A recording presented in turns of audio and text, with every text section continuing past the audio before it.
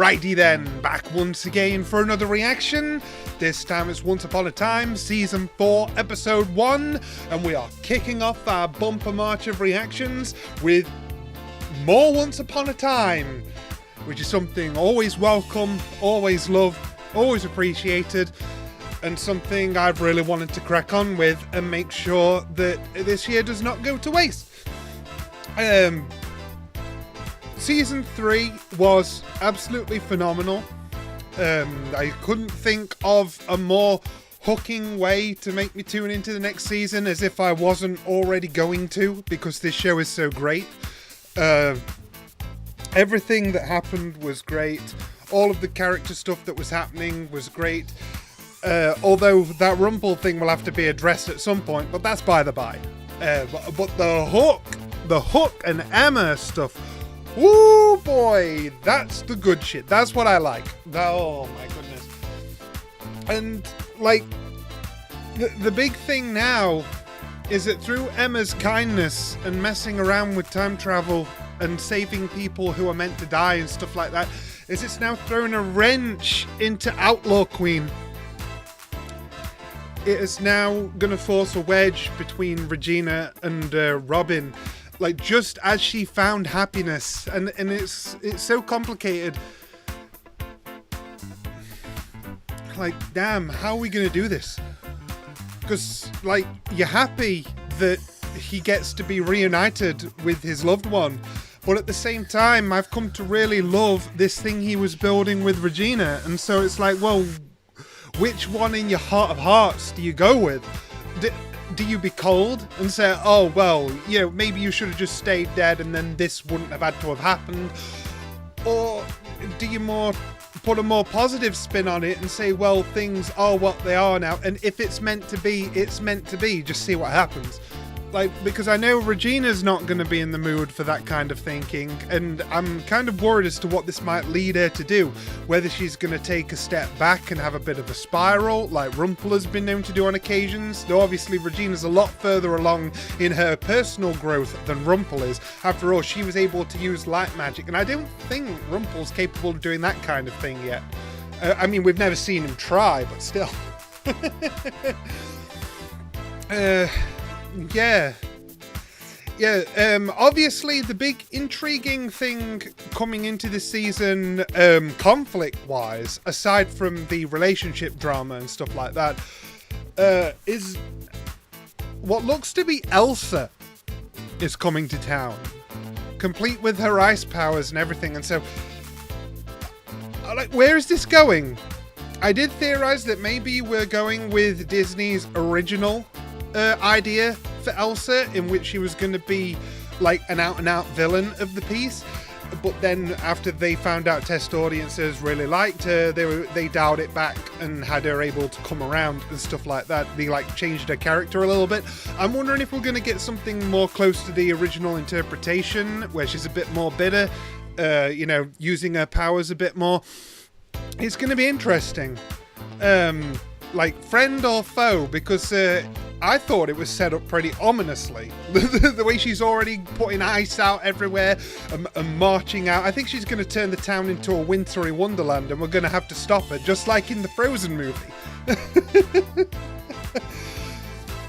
Well, yeah, that's clearly the first half of the season that we're jumping into. I have downloaded all the way up until the two-parter, which is episodes 8 and 9. So I'm assuming that's like the opening, and I'm assuming from here to now is the full cycle of this Elsa arc. And then, much like with season 3, after Pan was defeated, we moved on to our next villain of the piece, and who knows all that'll be, but so clearly Elsa is here to stick around, and I can't wait to see what she's going to be like. I can't wait to see what drama this season is going to bring.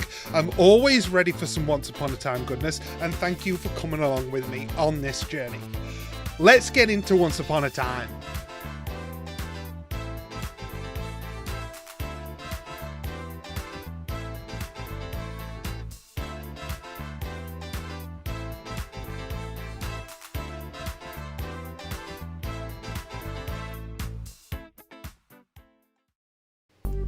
Well, Once Upon a Time Season 4 has started off very interestingly. We've got Regina having her little struggle over how she's going to deal with the Maid Mariam conundrum.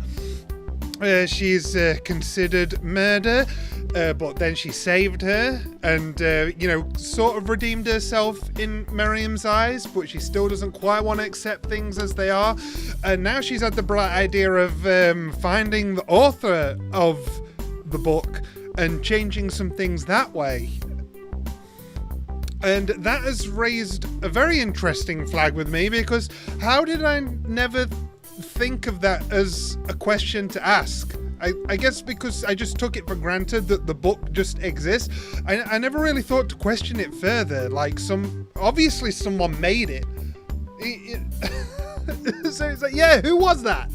Like, is it going to be very important? Because obviously if Regina wants to track them down, it must be. But it's like, oh my gosh, of all the things that I thought this show would address, I actually never thought that after season 1 had come and gone, that the book could ever be that important again. So we brought it back in a really big way. I'm glad. It's nice to see things being given their due respect and importance, and they keep their relevancy as things go along and not just thrown away for the next shiny toy. It's good on that aspect of it, but it's just quite unexpected in certain ways. We had Rumpel giving a nice moment at Neil's grave. I thought that was really sweet, and as I was saying, Bell, because he's with Bell, he damn well better be the man that Neil wants him to be. I know that he allowed himself to step back a little bit to get that satisfaction of vengeance by snuffing out Zelina and then covering up her death. And as the thing is, that action alone isn't what condemns him, really. It's the fact that he had to deceive Belle to do it. He especially so close to their wedding and on such a big talk about trust and everything regarding the dagger and stuff like that. Like, he swore to her that he wouldn't, and he immediately did, and that still does not sit right with me. And as me and Heidi agree, she is way too good for him. But I do enjoy what they have and that they do have each other, but she can do way better. There is no denying that. But the only thing I could give Rumble credit for is he does try. He fails a lot, just like Regina did at first. He fails a lot, but he gets back up and he tries again, and there is something to respect about that. And I hope that one of these days he manages to make it stick. Like, he seems determined to give it the old college try this time, but we'll see how that works out for him. Because even now, he's like sneaking off, using his dagger to unlock this curious new thing, and he's like, oh, what's this? Like, he still can't quite let some of his obsessions go, can he? I'm very curious as to where that's going to lead. Leroy/Grumpy giving me my first belly laugh of the season, which bodes well that we've had one this early. That Once Upon a Time still has its typical great humour, like when we kept cutting to Sven's reaction in the barn, the reindeer. The way he just came in screaming right after Hook set him up for it, that had me dying. Like, his little quips, I always love hearing them, but then that was a whole other thing entirely. We're under attack!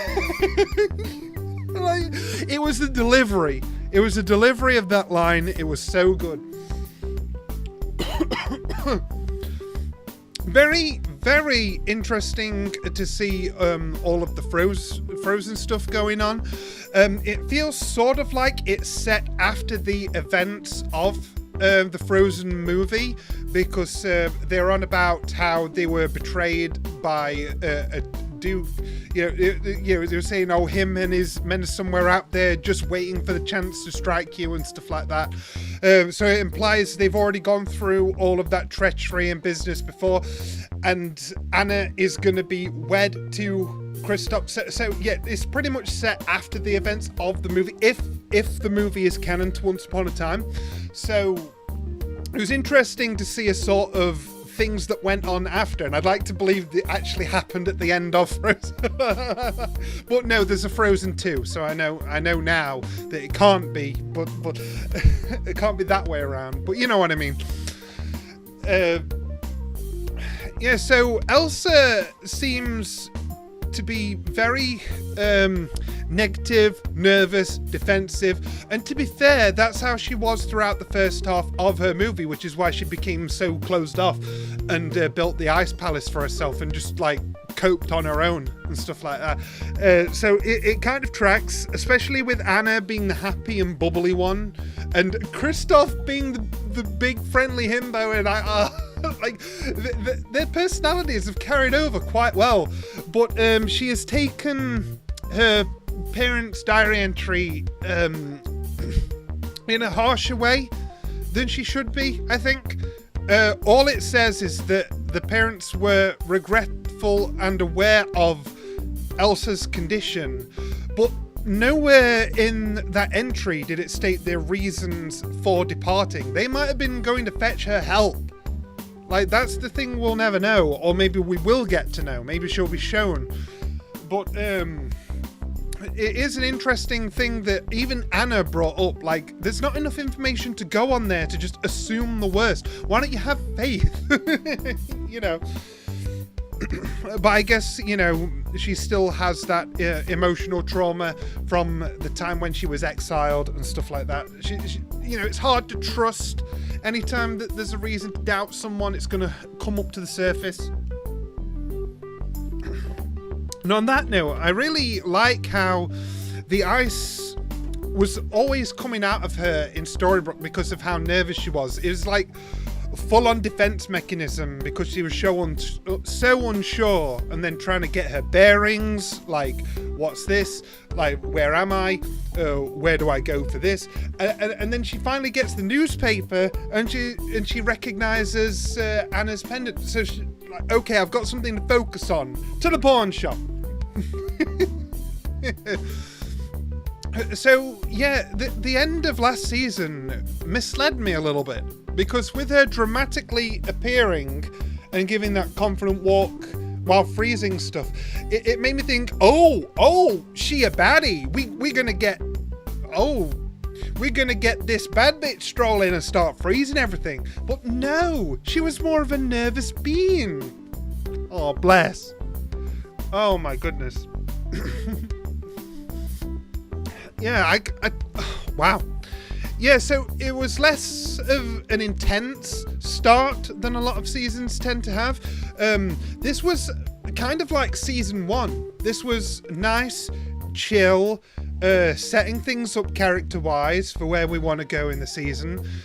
And overall, I felt very cozy. Like, this was a nice, warm hug, welcome back to the experience of watching Once Upon a Time. Like, I'm really curious now as to where all of this is going to go. Like, Rumpel doing his thing with the magic whatever at the table. That's still weird to me. We've got Regina grappling with what she wants to do, and I really appreciated Emma having that through-the-wall moment with her. That was a nice attempt to be like, look, it's all about getting you the happy ending. Well, she doesn't believe it. She's going to do her own thing. Let's see how that goes. And, you know, I'm also, like, very curious as to where Elsa's whole thing is going in general. Like, where this is going to lead. Because right now, she's very unsure. She's finding out information and stuff like that. The thing at the end of the day is, will she consider our group friend or foe? And in turn, do we have to consider her friend or foe, depending on what she's going to do? Because as the first film showed, like, when her emotions get the best of her, she's not prone to good decisions. So, there's a lot of direction for this to go. Yeah, it's started very open-ended. It's like, here's a bunch of problems. How are we going to solve them? I guess you better keep watching. And so, that's what we're going to do. Yeah, very nice welcome back to Once Upon a Time. Already loving it. Looking forward to loving more, and I shall see you guys next time.